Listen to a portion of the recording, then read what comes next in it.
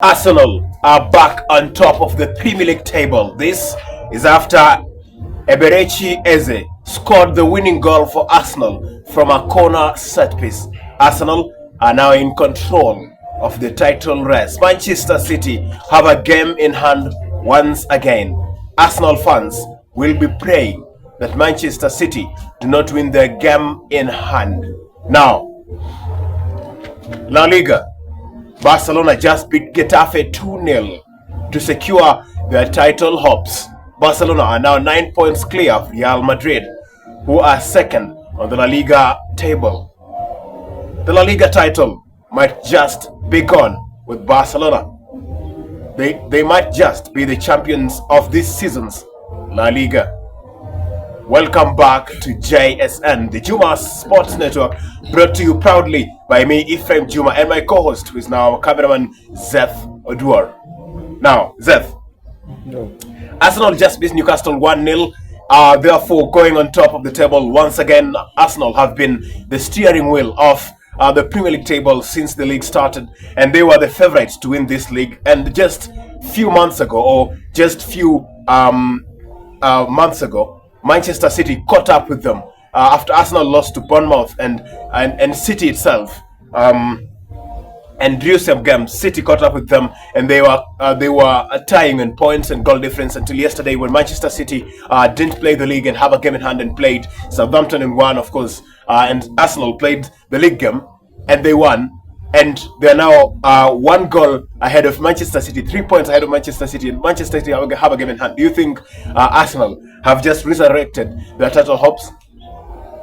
I don't think so. From the performance they displayed yesterday, I don't think if that is good enough to win the league with the remaining games. I think if they would have displayed a performance of a commanding performance against Newcastle United, perhaps it would have maybe been convincing for their fans. But even I think the fans themselves are worried because what they played against Newcastle, because Newcastle were ready to score from the word go. Newcastle lost the first chance, and that was the best chance in the first half. Okay, this is my question then. Yeah. If you're saying Arsenal, their performance is not enough to win the league, do you think there's any other team that is as strong as Newcastle that will confront them in the future? They still have Fulham. Is Fulham stronger than Newcastle? Fulham has always denied Arsenal Premier League titles in 2 consecutive seasons. Let's not say always. Even last season, Newcastle beat Arsenal. Yeah, even last season. And this season, they beat Newcastle. And there's merely any changes in the Fulham squad, and the coach is the same coach, and they won against Aston Villa yesterday, a 1-0 win. It was a narrow win though. I did not see the game, so I cannot entirely say how good they are lately. But according to what Arsenal is, at times people, I heard City fans saying that the type of game that City played against Burnley, that shows that Arsenal has already won the league. It was a poor performance, right? We have to admit that. But they are forgetting that they drew with Sporting Lisbon a goalless draw. It was 0-0. They could not even score, and yet they lost to Southampton. So I think it's a title race of how bad are you.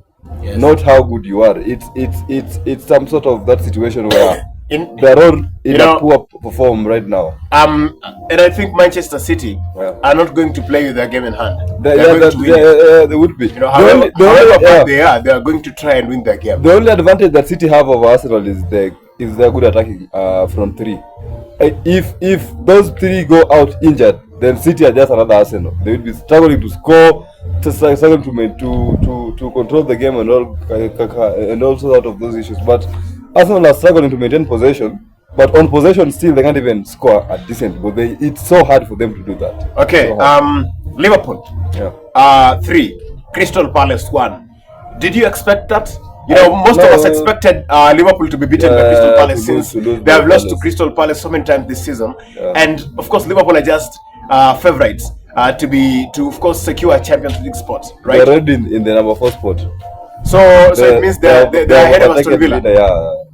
Villa lost yesterday, and then Liverpool Villa lost. So Villa, of course, Villa losing, and I'm seeing here Aston Villa lost 1-0 to Fulham. That means Manchester United should beat Brentford to cement their place. At that position. We should beat Brentford to cement that position. Because if Manchester United don't beat Brentford, they'll be endangering their position. Since Liverpool are not joking, Liverpool are winning their games. Not only our position, but we will be somehow endangering our Champions League spot, because they have to. 5 teams are going to play this season from England, right? 5 number teams. 1 to 5. Yes. Yeah. And if you look at the Premier League table from number 3 to somewhere like number 8, those points are tight. The points are tight. It's a margin of 3 points, 2 points, and all that. Yeah. Yes. So if United continue being inconsistent, it might really cost us. But if you look at how bad the Premier League teams have been this season, somehow if United lose, the other people who are behind us also are not good enough to overtake us. So I think somehow, let's just say we have already qualified for the Champions League spot. Yes. And I think Liverpool also might qualify, because Liverpool, if we look at the teams below Manchester United, I think Liverpool are the better side right now, and they are the only one who can overtake United. Apart from them, no one else. Okay. Let us look at the relegation battle. We've already established that Manchester United and Liverpool might be the clear favourites for Champions League spot, apart from Manchester City and Arsenal. And let us look at this. West Ham 2, Everton 1, Wolves 0, Tottenham 1. Now, Tottenham winning, I thought when Tottenham won the game, and I thought it was a good thing for them. But then West Ham is like, no, I'm also winning. So do you think, however and whatever Tottenham do, they're still going to be relegated? I said this before, but it's going to be hard for West Ham to lose that position. It's going to be it's the hardest thing for Tottenham right now to do, is to overtake West Ham. Because 2 teams are already relegated. They're already relegated. Wolves, Wolves and Burnley. Those are already gone. Officially gone. Right? Yeah. So now we still have West Ham, Tottenham fighting for that particular position, and Nottingham Forest is slightly above them. Nottingham Forest is doing better. Yeah. So I think they have something like 7 points or 4 points clear from the relegation battle. So I think they've already left the war to West Ham and Tottenham. Yes. But West Ham to lose that position is going to be hard. I think Tottenham might just have to go down. No, Spirito Santos. Nuno is not letting go. As a Manchester United fan, let me talk as a fan. As a professional, I think it's bad for Tottenham to go down, because it's a bad picture for the English Premier League. There are teams like Tottenham, which is recognized, of course, known as a top 6 big dog, is going down. It's embarrassing, right? And it's not something that is good for Premier League, and of course people who watch Premier League for the finances of Premier League, because most people might want to watch Tottenham. But on the other hand, as Manchester United fan, last season Tottenham beat us in the Europa League, and so when they go down, let them go. I think and then they went to the Champions League and produced a dismal performance, an abysmal performance, and they're not doing anything there. Otherwise, on other news, La Liga, Barcelona might just have won the La Liga title. Yeah, they won 2-0 against Getafe yesterday, and Real Madrid are still not winning their games. Not even showing any signs of improvement. Yes, not showing any signs of improvement, and that means Barcelona are just basically the winners of the La Liga. Do you agree? I do agree with the 9-point margin between them and Real Madrid, and considering that Real Madrid are now at a very, very, very poor form right now, and the players are having a bad relationship with each other, and so is the caretaking manager. So I don't think there's no sign of Real Madrid coming to overtake Barcelona in that position. Okay, so let us look at this. Yeah. You're having Serie A, Inter Milan. It's clear they're taking the title. You're talking about Ligue 1, Paris Saint-Germain taking the title. You're talking about Bundesliga, Bayern already took the title. You're talking about La Liga, Barcelona are favourite champions of that title. You're talking about English Premier League. Bro, this is hard. It's hard.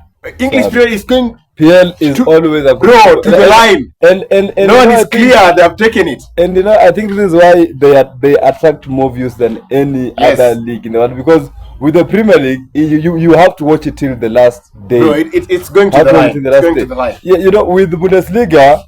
Bayern already crowned champions, and even before the season begins, where the title will go to. And Barcelona have been dominant in La Liga Yes, for the this last season. 3 seasons. Yes. Yeah, and I They've think been dominant. the La Liga has been also quite predictable for the last 3 seasons. So and Serie has been a little bit competitive, but when it comes towards the end of the season, the winner always wins it early. I think because there's no competition when a team decides to be on form in Serie A. And so is how many teams have we named?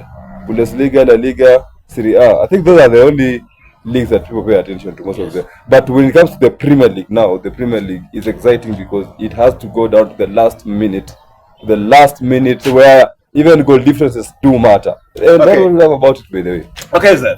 Now, let us talk about this. Injuries. Mohamed Salah yesterday picked up an injury. Is that bad for Liverpool? Do you think it affects Liverpool in any way? Yeah, in their Champions League sport pursuit.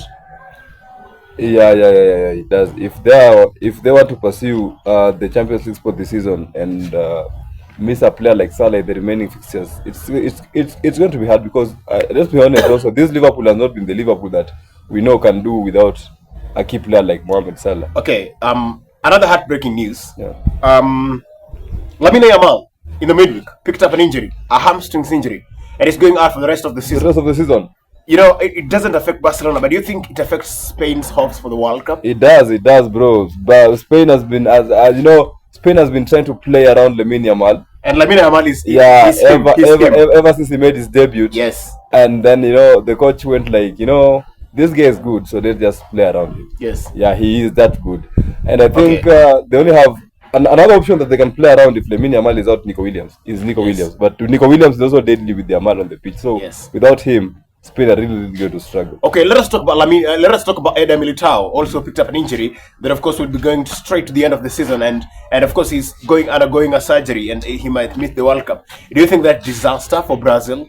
For Brazil, it's a no, bro. We have Murilo and Gabriel Magalhaes. So it's not a disaster for Brazil.